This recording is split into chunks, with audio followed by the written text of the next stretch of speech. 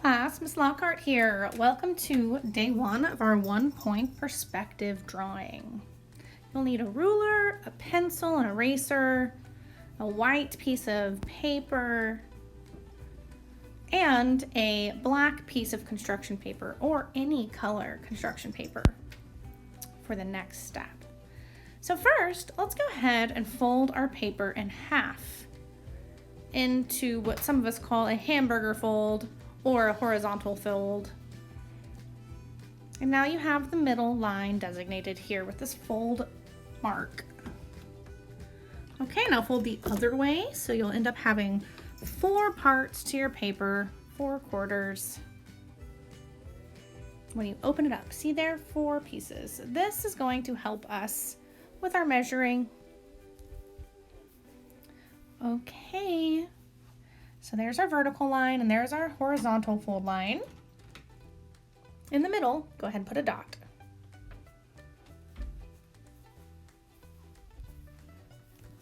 Okay, you can go ahead and grab your ruler. And let's go ahead and start by drawing a rectangle in the middle of your paper. So my rectangle is going to be 4 inches wide. So the 2 would be the middle, wouldn't it? So I'm gonna put a little dot right there and draw a line from the end of the ruler to the 2-inch mark. So then I'll go ahead and finish that line and go all the way over to the 4. So now we have a 4-inch horizontal line. Now it's a rectangle, so I want the sides to be a little shorter. I'm gonna go ahead and do 3. Let's see, 3-inch line here, or it's more like 3 1/4. Okay, so your rectangle can be different than mine. It can be 4 inches, so it could be a square, or it could be 3 inches on the sides. I'm doing about 3 inches. Okay, now I'm going to connect those lines with another horizontal line at the top. Now, some of you might find it easier to just sketch a rectangle. Most importantly, we need it to be in the middle. So if your rectangle looks different, that's fine. Just make sure it's in the middle. Okay. This is going to be a window, our back window of our room. I'm going to go ahead and erase any lines or marks I don't need. That might have just been part of the sketch. Okay, now for the next step.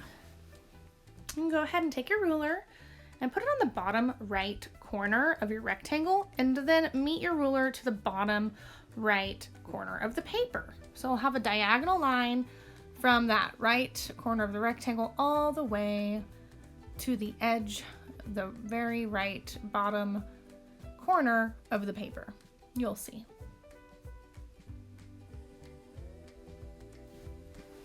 And we'll bring that down. And we're going to repeat this step again on all 4 corners of a rectangle.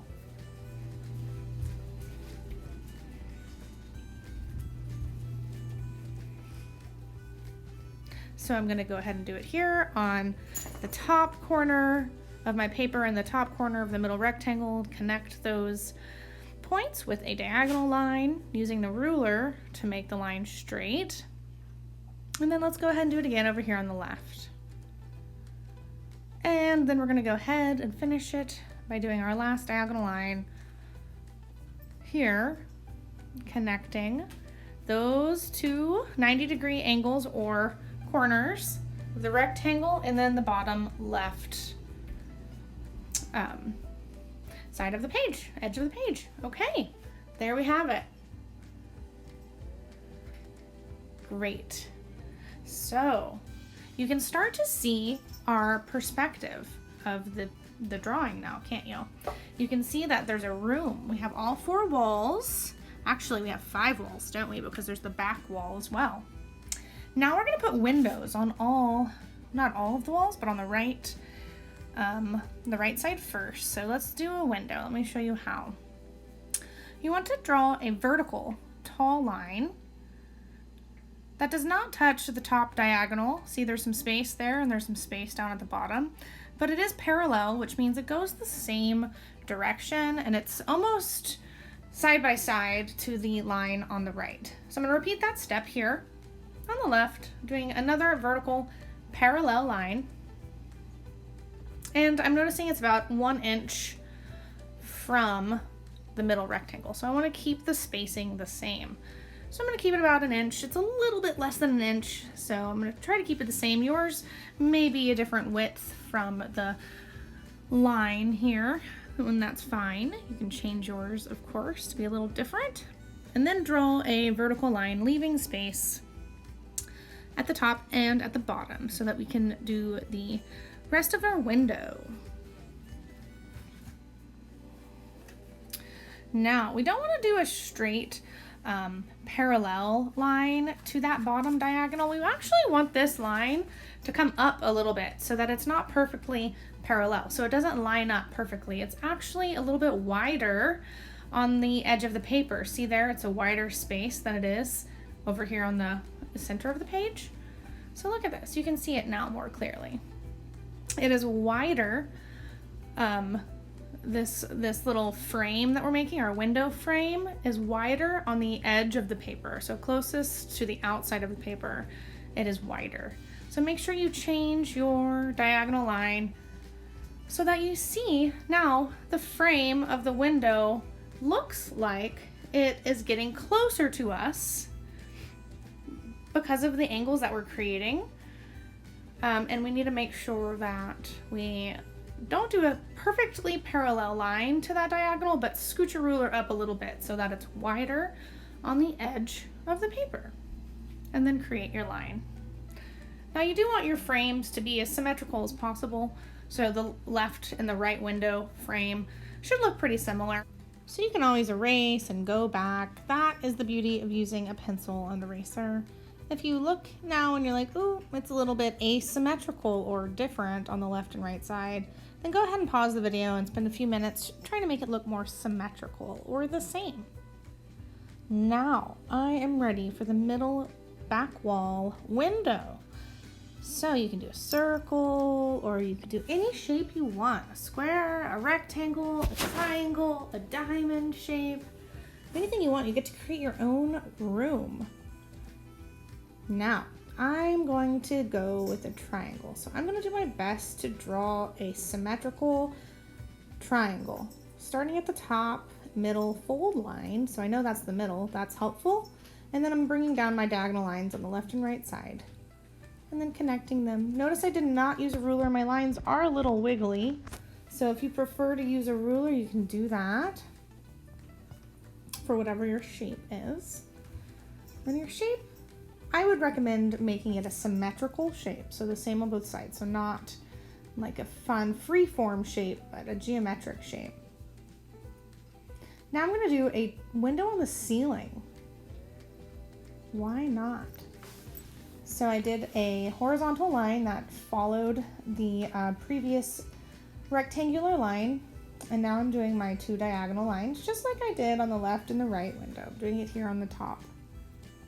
So this room could be any room, and it could be anywhere. So it could be in outer space, and you could see through the sunroof or the window at the ceiling out into the sky. It could be in mountains. It can be anywhere you want. So that's what's so fun about this drawing.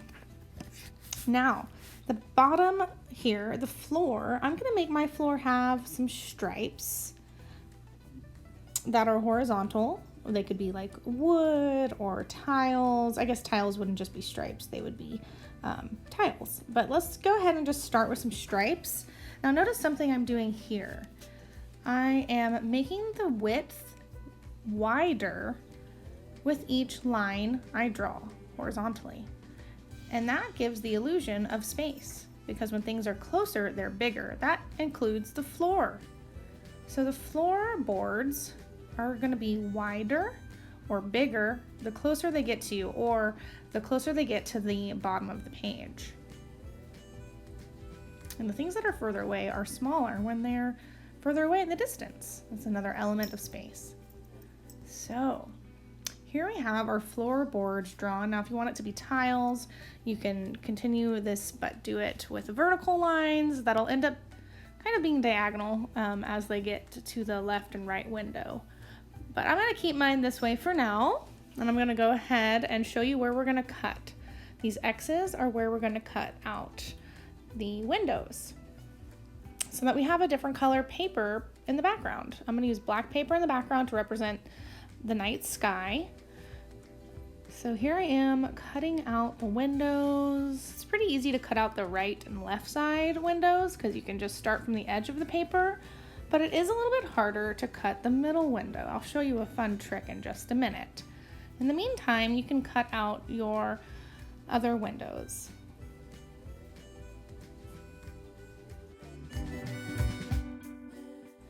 Notice how I'm rotating my paper when I cut, and my scissors stay in the same direction so that it's comfortable for me to hold my scissors and cut. So remember, you can always rotate your paper and not your hand and your scissors as much as you do your paper. Okay, now here is the tricky part where we cut out the middle. So I'm gonna zoom in for you and show you here on the back. I'm gonna pinch that fold mark and give it a little snip so that I can then kind of move, like rip that snip a little bit, move my scissors and get my scissors inside the middle shape there. So depending on your shape, you will now cut it out. Now that you have an opening in the middle of your paper, go ahead and cut out your shape in the middle. All right, my paper is now ready to be glued down to my background page. Now you can go ahead and do the same. Go ahead and find a piece of construction paper that's a different color than your white drawing paper and cover the back of your drawing, your white drawing paper, with glue. I prefer using a glue stick for this so that there isn't any glue texture from the liquid glue. You know how sometimes when the liquid glue dries, it leaves bumps. So that's why I like to use the glue stick, but I'm gonna have to use a lot of glue if I'm using the glue stick. So do you see how I'm covering the entire backside of the paper? Now, if you're using liquid glue, that's fine too. You can do dot, dot, not a lot, and then you can even use your finger or a paintbrush to sort of spread that around so it's not as bulky on top of the paper so that it won't leave any bumps. And then here's a tricky part. You have to line it up. So I like to stand up for this and look right over the top of my paper and line up the edges and the corners before pressing it down, because you'll find it's a little hard to pull it up again, but it's not impossible. You can see I just did it. So you can always pull up your paper you're gluing down before you press it down if you realize it's not straight. You really want to do your best to try to keep it lined up and straight with the other corners of your construction paper. If it ends up not lining up straight, that's okay too, because you can always cut off any excess paper. So that's all we're gonna do this week. Next week, we'll work more on this super fun collage. I cannot wait to see how it turns out. Thanks for following along, everyone.